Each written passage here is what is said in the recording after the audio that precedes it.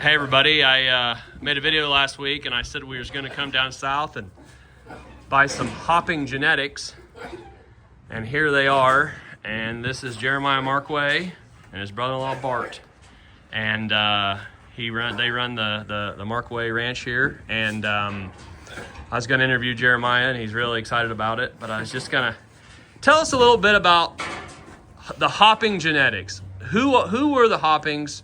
Why did they create this breed? What is the breed and what do people like about them?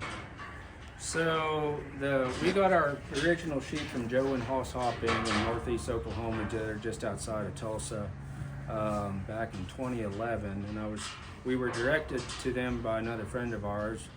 We've been thinking about getting into sheep for a long time, and they said, look, if you're going to do it, start with the right genetics, and that was what was recommended.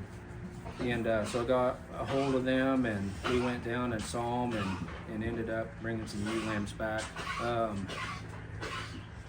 They had the flock for, I don't know how long, 20 years or more, and really emphasized low input type production, to where it was kind of survival of the fittest and natural selection. They got the original sheep from a guy in Texas. As I understand it, there was, I think, 1,000 ewes, and they got part of it, and another guy got part of them. The other guy's part went to Old Mexico, and these came to Joe and Hoss. And the guy droughted out in Texas. He had cattle, sheep, and goats, and said the sheep would be the last thing to go. He finally got dry enough to where he had to sell the sheep. And it was basically a conglomeration of kind of everything. There's Katahdin genetics mostly in there, but there's some Dorper, some Florida native, some African genetics, Yorkshire horn. There's just, it was kind of like they created a Katahdin breed, how they did that. So Joe and Hoss got the sheep. I think when they got them, there was no Florida native influence in there, but they decided to put that in there and really helped on their parasite problem. So let's see, what else? Most people like them because they're just they're real functional grazing type sheep, do real well on forage, and they're a moderate size that fits well with the ethnic market, wanting that 50 to 70 pound lamb. I'll tell you what impresses me by looking at them.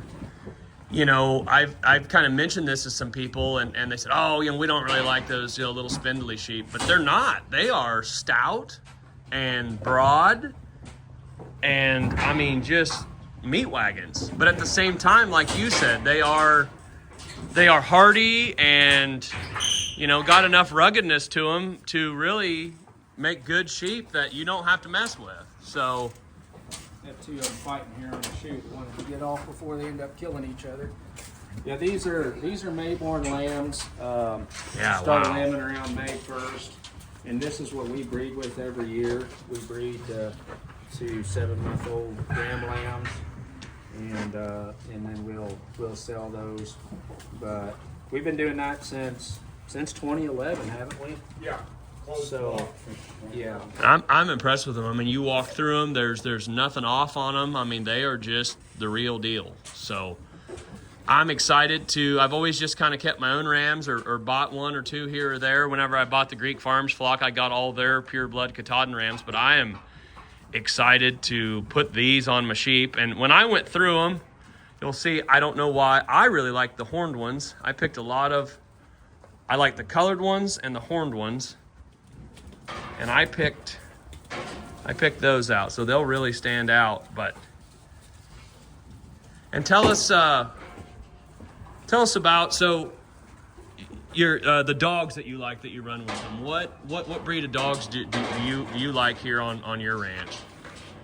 What we found works best for us is the Commodores. We've had Akbash and Anatolian and Commodores and some crosses and stuff. But it seems like the Commodores do the very best job for us as far as actually staying in the pasture, in the paddock with the sheep. Seems like some of the other dogs that we've had really end up patrolling the whole whole place, but not sticking right with the sheep, and we just really like the ones that stick closer like that. We've had a higher percentage of the Commodores that worked out from raising pups, wouldn't you say? For sure. Yeah. Well, I appreciate you guys doing this, and I'm excited to get these things home, and here in probably, I don't know, 3 weeks, 4 weeks, somewhere around the 1st December, turning them out and letting them go to work. So, but no, this is just a very nice place. A lot of beautiful rolling hills and beautiful sheep country. So, thanks for doing this, guys. I appreciate it. Thank you. Thank you.